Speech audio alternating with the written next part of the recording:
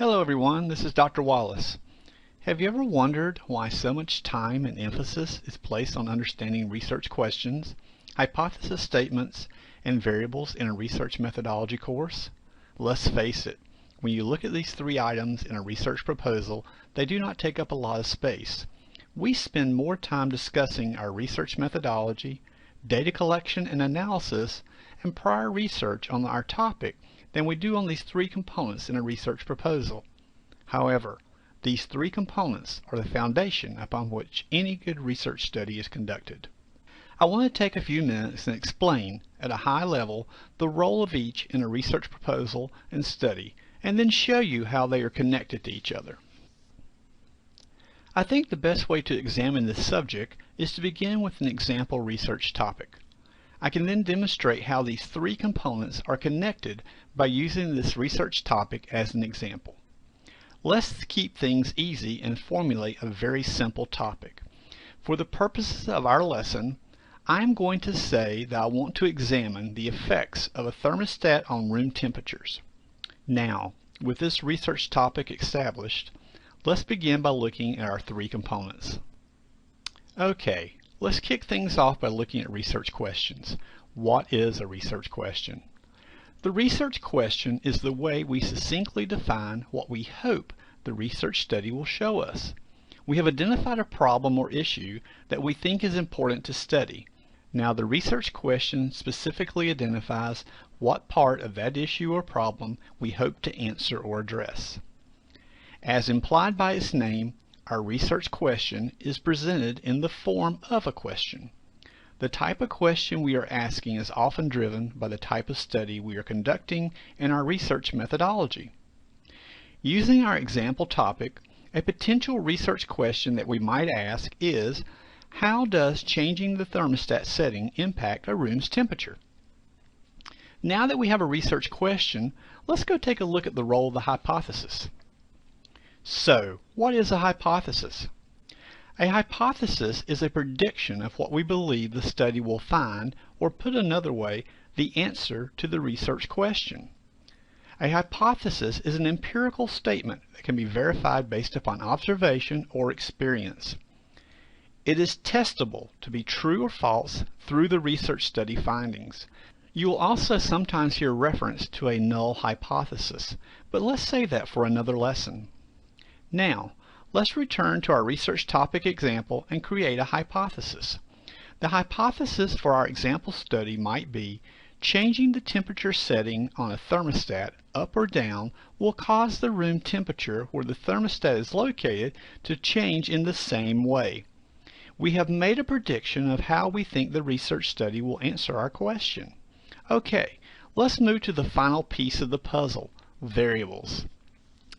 Variables, my Achilles heel during my doctoral study days. That's right, I'll be the first to admit that this simple concept gave me a hard time when I was a student. Let me take a shot at breaking down variables as simply as possible in one slide. There are two types of variables, dependent and independent, also referred to as DV or IV. Okay, so what's the difference? Let's see if I can make this as simple as possible. The dependent variable is what we watch to see if a change is occurring, while the independent variable is the thing we manipulate to influence a change in the dependent variable. I understand this can get confusing. Perhaps if we go back to our example research topic, things will become a bit clearer. In this research study, the thermostat setting is my independent variable because it is the thing I have the power to change or alter. I am going to manipulate the independent variable to see if it creates a change in my dependent variable.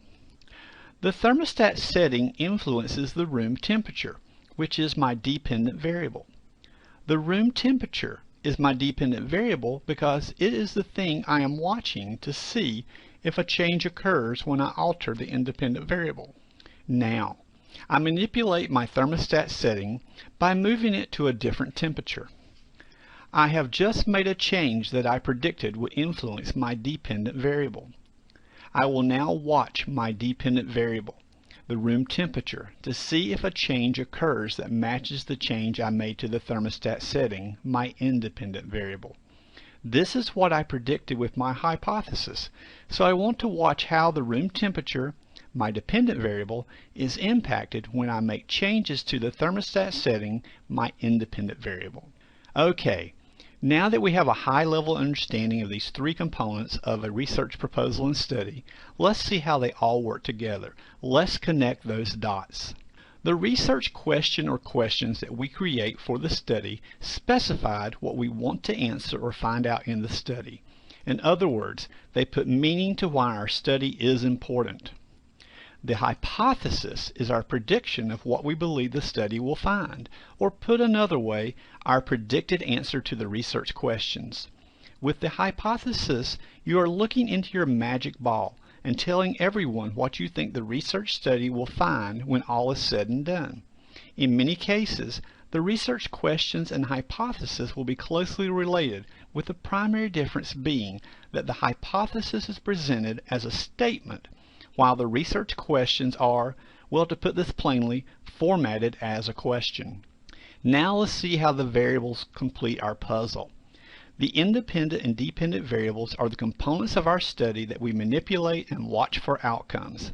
Since our hypothesis made a prediction, it is only logical that our variables have to be included in the hypothesis. Our hypothesis is where we show the relationship between the independent and dependent variables.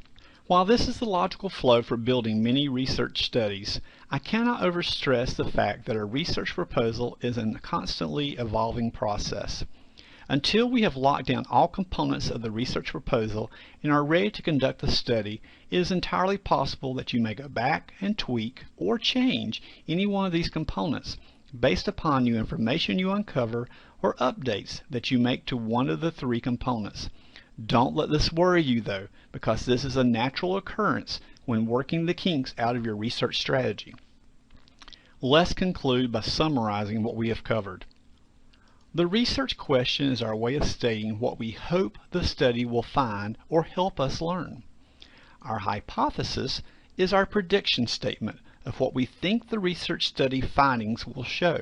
Finally, our variables are the aspects of the study that we manipulate and observe to determine whether our hypothesis was correct. Thank you for taking the time to view this lesson.